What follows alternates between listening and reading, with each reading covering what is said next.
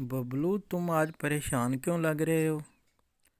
बबलू: बबली, मैंने आज चुड़ैल देखी। वो मुझे खाने वाली थी। बबली: बबलू, तुमने कहाँ पर चुड़ैल देखी? बबलू: मैं आज दोपहर को खेल रहा था अपने घर में। मेरी माँ थक के सो गई तो बाहर एक बूढ़ी आई।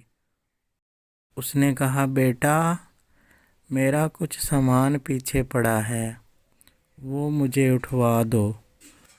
तो मैं उसकी मदद के लिए उसके साथ चल पड़ा। जब वो मुझे ले गई तो मैंने कहा कि अम्मा जी, आपका किधर सामान पड़ा है? तो उसने कहा, बेटा, ये जो पीछे कब्रिस्तान है इसमें मेरा सामान पड़ा है। तो मुझे शक हुआ कि ये बूढ़ी कब्रिस्तान में क्या कर रही थी, तो फिर भी मैं उसके साथ चलता रहा। वो मुझे कब्रिस्तान ले गई। जब वो कब्रिस्तान ले गई तो उस बूढ़ी अम्मा की शक्ल ही बदल गई। काली झुर्रियाँ और डैन जैसी शक्ल उसने बना ली। मैं तो डर ही गया। बबली, मैंने वहाँ से भागने की कोशिश की, लेकिन उस बुढ़िया में पता नहीं इतनी कहाँ से फुर्ती आ गई कि उसने लपक कर मुझे पकड़ लिया और उसने मुझे वहाँ कब्रिस्तान में बांध दिया। और उसने अपनी घिनौनी आवाज़ में कहा, काफ़ी दिनों के बाद शिकार हाथ में आया है। अब तुमको ऐसे थोड़ी भागने दूंगी।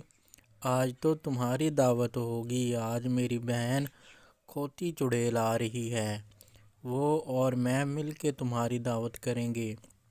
बबली, मैं बहुत डर गया और मैं सोचने लगा कि मैंने इस अनजान बुढ़िया के साथ नहीं आना था।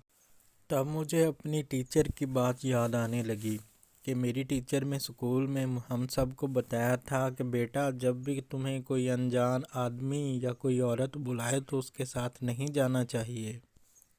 वो बुढ़िया चुड़ैल बहुत खुश नज़र आ रही थी और वो कह रही थी कि अभी दोपहर में रात का पका हुआ लोमड़ी का गोश्त खा लेती हूँ।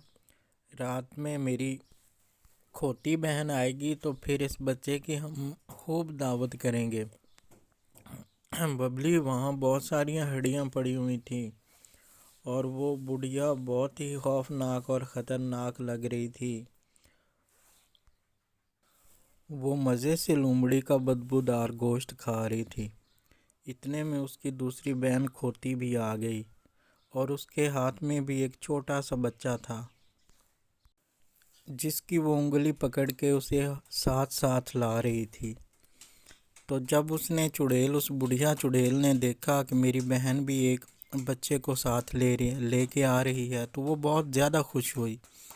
तो उसने अपनी बहन से कहा कि आज तो हमारी दावत हो गई, डबल दावत हो गई। तो बुढ़िया की बहन ने कहा, जब तक इस तरह के बच्चे जो अपनी माँ बाप का कहना नहीं मानते और अजनबियों के पीछे चल पड़ते हैं, तब तक हमारी दावत होती रहेगी। जब तक इस तरह के बेवकूफ़ बच्चे हैं जो अपने माँ बाप का कहना नहीं मानते, तो बच्चों, हमें हमेशा अपने माँ बाप का कहना मानना चाहिए और किसी भी अजनबी के साथ नहीं चलना चाहिए। इधर गांव में बबलू की माँ उठ चुकी थी और वो बबलू को तलाश करने लगी, लेकिन बबलू उसको कहीं भी नहीं मिला। उसका पड़ोसी उसे बताने लगा कि यहाँ एक बूढ़ी औरत थी। बबलू उसके साथ इस तरफ जा रहा था। मुझे लगा ये बूढ़ी औरत आपकी कोई दूर की रिश्तेदार है जिसके साथ बबलू जा रहा है। इतने में वहाँ एक गांव का बुज़ुर्ग आदमी आ गया। उसने जब ये माजरा सुना तो उसने कहा कि ये रास्ता तो कब्रिस्तान की तरफ जाता है और कब्रिस्तान में इसी तरह एक बूढ़ी चुड़ैल रहती है जो बच्चों को अपने साथ ले जाती है। तो बबलू की माँ बहुत ज़्यादा डर गई। उधर चुड़ैल और उसकी बहन ने दोनों बच्चों को खाने का प्रोग्राम बना लिया और इधर सारे गांव वाले इकट्ठे हो गए।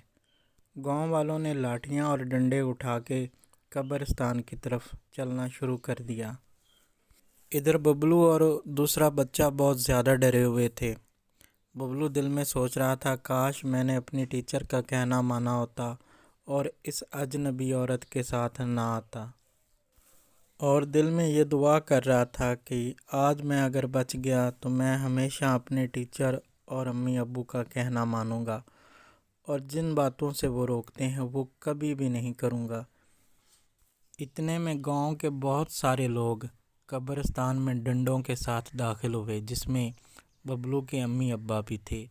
گاؤں والوں نے چڑیلوں کو ڈنڈوں سے مار مار کے وہاں سے ہمیشہ کے لیے بھگا دیا۔ اس طرح ببلو اور وہ لڑکا بچ گیا، اور ان دونوں کو یہ نصیحت آ گئی کہ آج کے بعد کبھی بھی کسی اجنبی پہ بھروسہ نہیں کرنا چاہیے۔ تو بچوں، اس کہانی سے ہمیں یہ نصیحت ملتی ہے کہ جب بھی کوئی اجنبی آپ کو، اجنبی آدمی یا عورت آپ کو بلائے تو اس کے ساتھ کبھی بھی نہیں جانا۔